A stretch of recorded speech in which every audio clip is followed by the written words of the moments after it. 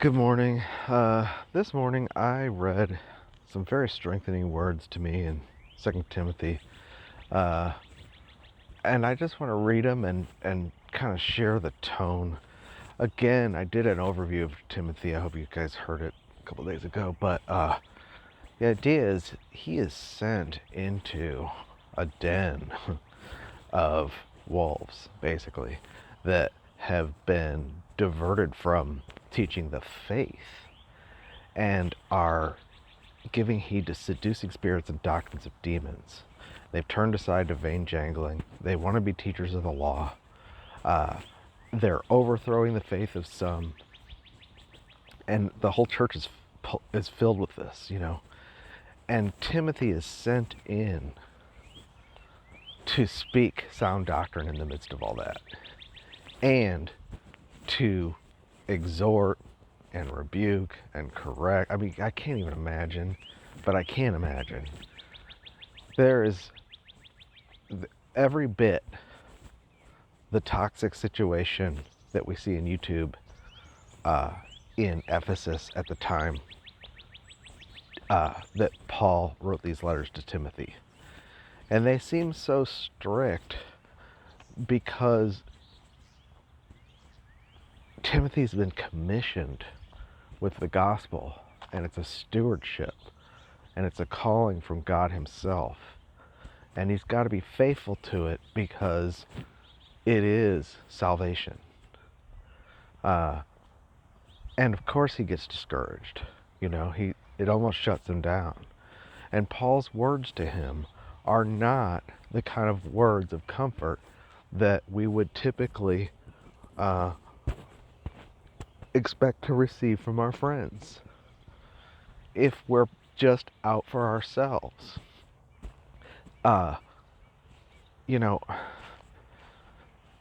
When Jesus said he was going to go to the cross, Peter said, "Oh no, don't let that happen to you, Lord."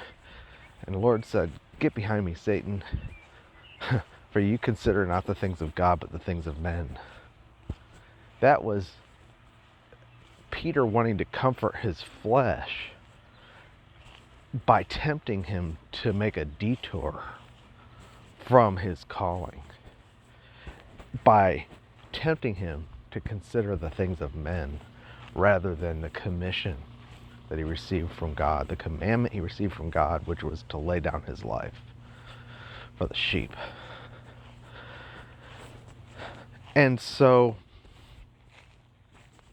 the Lord had to resist that kind of temptation, just like anybody who's faithful to ministry and called to it has to resist the temptation to coddle their feelings, drown in self-pity, and gather mourners to soothe them with the considerations of man and not the things of God. And so when we read, as a Christian, when I used to read 1st and 2nd Timothy, I didn't like it at all, because I was trying to measure my Christian life according to what he was saying, not remembering, or not even really realizing contextually, that he was giving words of strength to a soldier at war. Think about on the battlefield, if you see a war movie, and the soldiers are sitting there, and guy to the right of you just got his arm blown off and the other guy's dead, and you got to take this hill or there's no victory. Can you imagine the captain looking at his soldiers and going, "Man, this situation's just toxic. I just, these people don't love me the way God would love me." I've often thought about just taking off my uniform and going home. Sorry.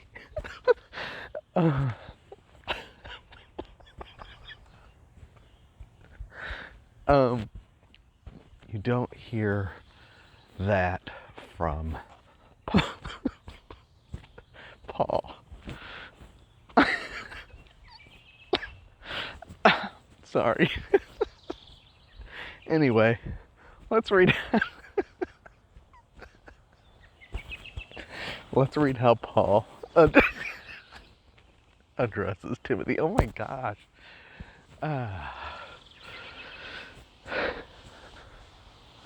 Therefore, son, be strong in the grace of Christ Jesus and the things which you have heard of me, among many witnesses. The same commit to faithful men who are able to teach others also. Endure hardness as a good soldier of Jesus Christ.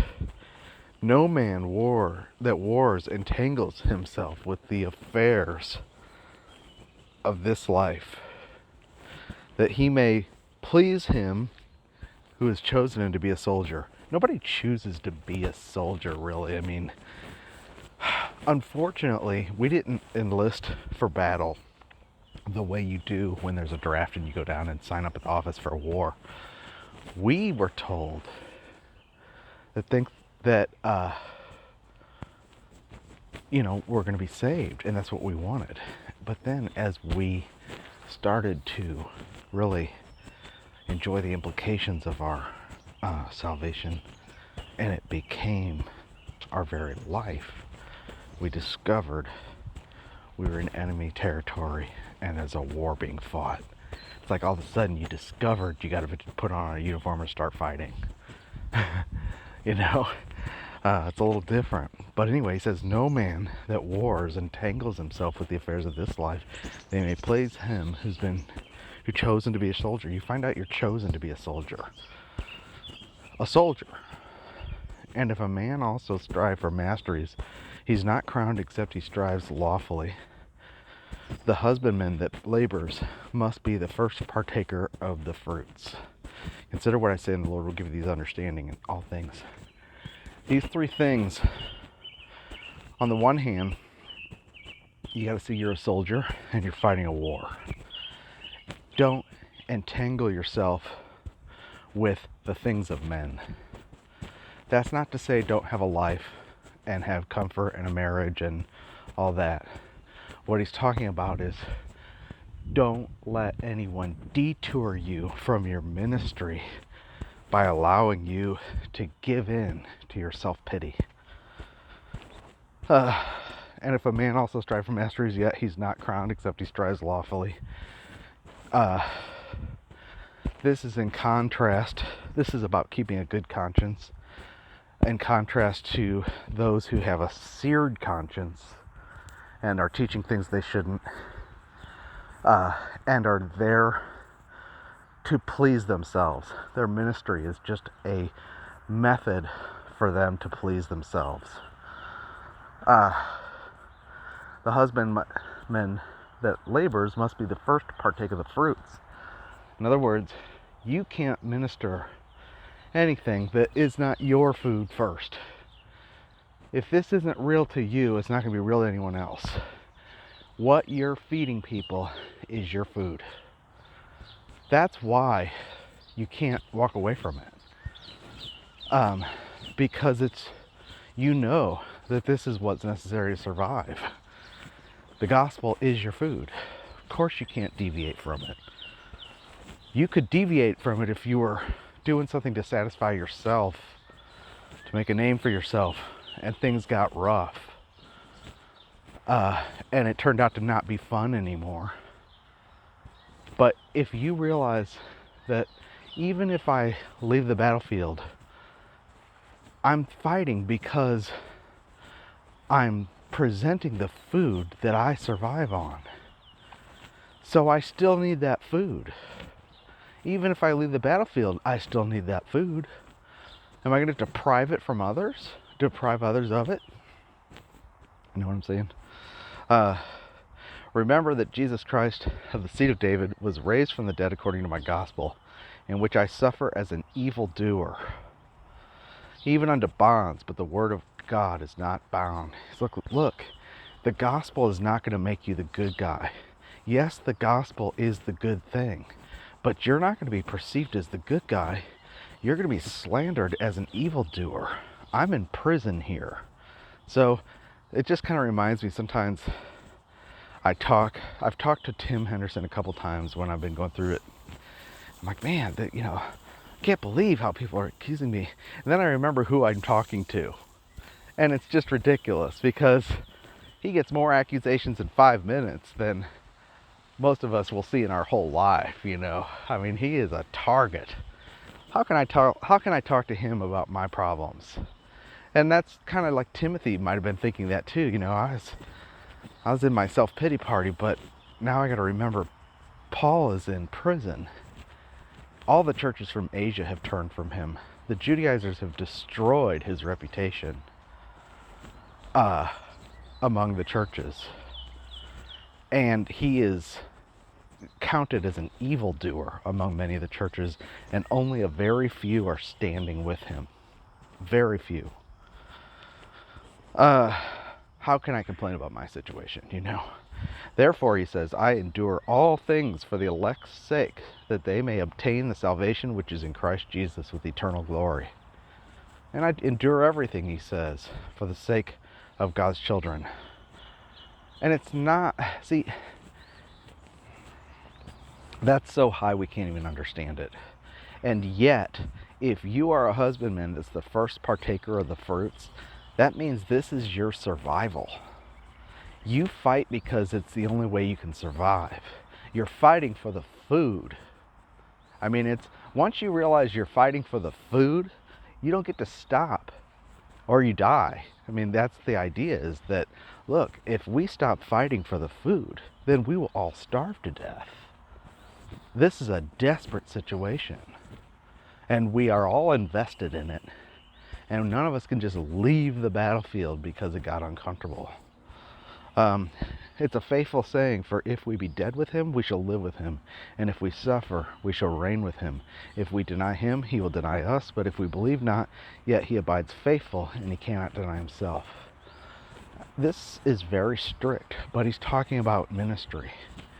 This is talking about being approved in ministry. And we cannot deny him. How could I deny him? I can't back down on what I teach, because my teaching is just about Christ. If I was teaching all kinds of other things, Nephilim and UFOs and conspiracy hunts and the Illuminati, that stuff, there's nothing required. I could change my mind about it tomorrow and it wouldn't cost anybody anything. But Jesus Christ, I cannot deny him, or he will deny me in ministry. And yet I can't leave the battlefield either, because he's faithful. I've tried to leave battlefields before. I leave the whole war before I came to YouTube. I was tired of fighting. No, he's faithful. He cannot deny himself. He's joined to me. He's not going to leave me alone. But if I cease to proclaim him in the midst of opposition and with much contention, then he's not going to endorse my ministry either. You know what I mean? That's what it's saying. You can't deny him, or he'll deny you. That's talking about your proclamation and the vindication of your ministry. He vindicates us while we minister Christ. How does he vindicate us? Because we're able to keep going in the midst of any kind of opposition. But if we deny him, then that vindication is just gone. But he's faithful and he can't deny himself. So even if we're faithless, he remains faithful. So on the one hand, we could leave the battlefield and lose that stamp of approval in that situation. On the other hand, he's not going to deny himself. He's faithful. It's kind of a complicated way of looking at it, but that's the only way I can resolve that. He's talking about the battle. He's not talking about the normal Christian life of being a Christian and being saved. He's talking about the fight for ministry, in ministry. He says, if we suffer, we shall reign with him. If we deny him, he will deny us. If we believe not, he remains faithful. He can't deny himself. And not only that, but even if we deny him, he will still be pressing forward with his truth. He'll raise up someone else. you might as well stay in there and keep speaking what Christ is speaking. It's the only safe place to be. Of these things, put them in remembrance. These people that you've been telling these words to and teaching so that they can teach the same thing. By the way, we should have people speaking what we speak. If you are equipping the saints, then you should hear them start to speak the way you speak. Some people say, well, that's a cult. No, that's called equipping the saints and committing what you've received to faithful brothers so that they can teach the same thing. He says, of these things put them in remembrance, charging them before the Lord. They strive not to words of no profit, but to subverting of hearers. And he says, study to show yourself approved to God, a workman that needs not be ashamed, rightly dividing the word of truth. A workman that's ashamed is one that has to say, everything I taught was wrong. You know, whenever I see someone that says, I've had my YouTube channel for X amount of years, and everything I taught the first 4 years is wrong, but now I'm teaching the right thing, that is a workman that's ashamed. They still have digging to do before they're able to really stand in the truth and contend for it when things get messy. When things get messy, they may divert again, you know. To be a workman that needs not be ashamed is someone who, you know, this is the truth, you're convicted, and no matter how you feel and how the situation goes up and down and fluctuates and how things turn against you, every time you look at the word, it says the same thing. Because see, the conscience, the devil will say, look what you did. They're right. Look what you've done to all these people. You're not, you know, what's to make you right and these people wrong? They think they're right. Well, it's because I've spent 25 years testing, approving by testing the things which different or more excellent, and pursuing the truth of the word. And now, every time I see the word, it brings me back to the same truth. Every time I come to the word, I see the same things I've been convinced of, and it doesn't change. So that means I know it's a solid rock, and that it's something I have to be faithful to. And it's a stewardship, and it's something bigger than myself. It's Christ himself. He's unmovable. And so I have to be faithful to it. I can't quit because he doesn't change. If I quit the battle, I quit him.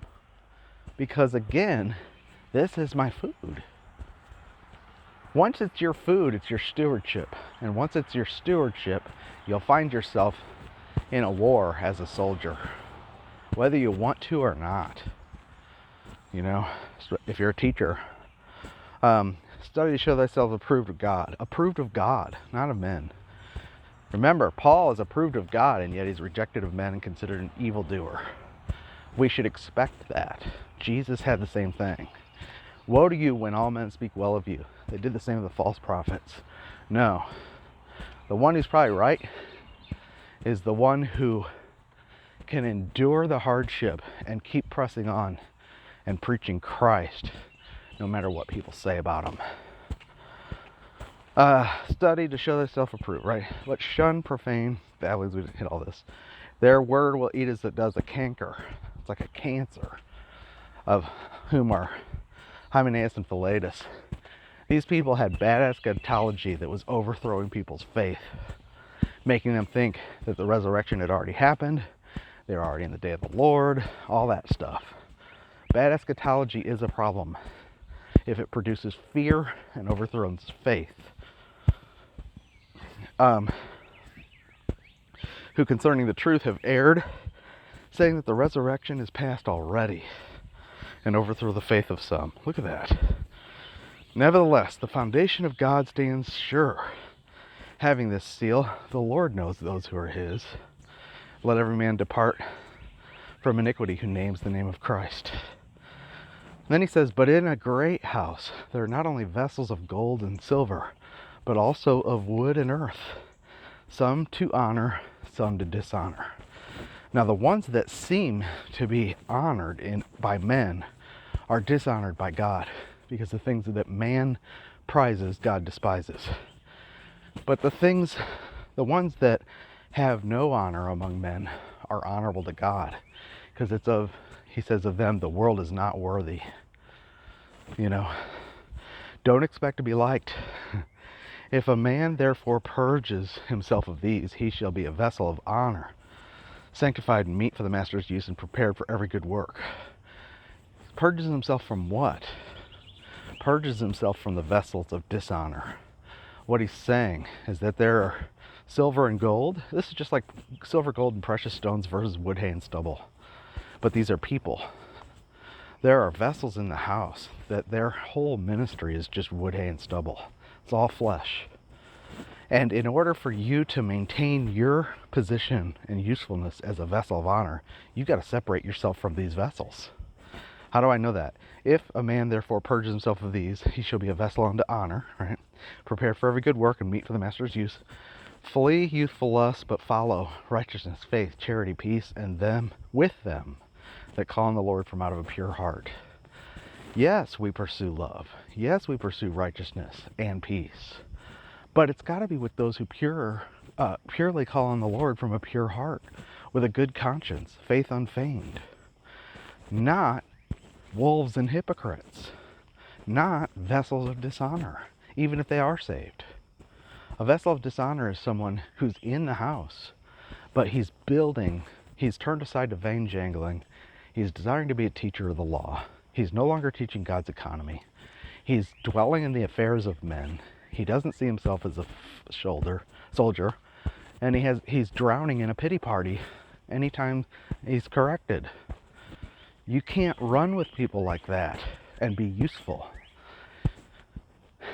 Nor are you to try to pursue the Lord with them.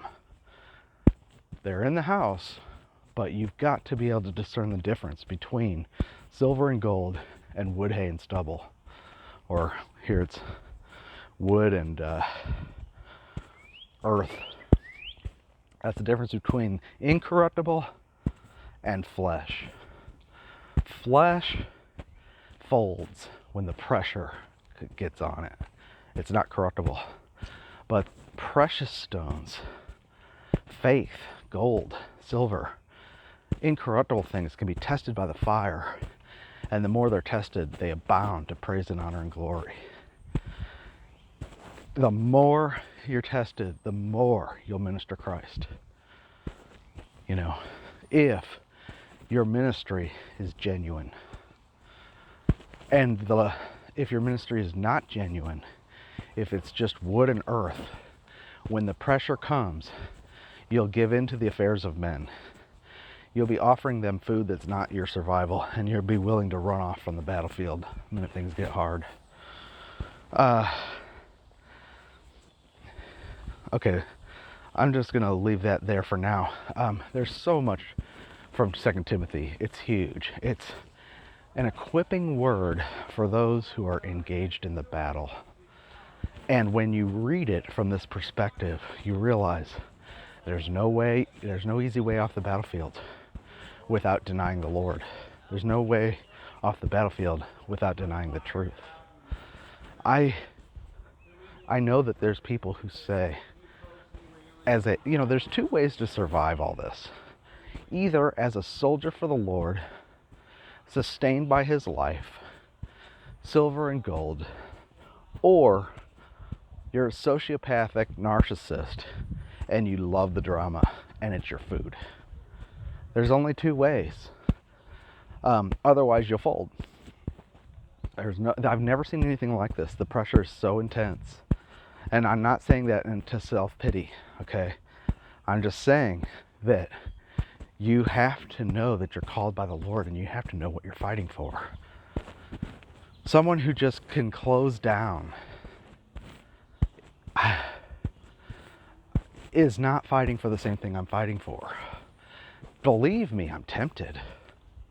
I've had the same conversations. Oh man, things are so toxic. I just want to go home. I think let's just Maybe we can just get off YouTube altogether. It's so bad out there. That's where Timothy was. But Paul didn't say, oh, sweetheart, you're right. These people just don't love you the way that you deserve to be loved after all you've done. It's just ridiculous how evil it is out there. I'm thinking about folding my ministry too.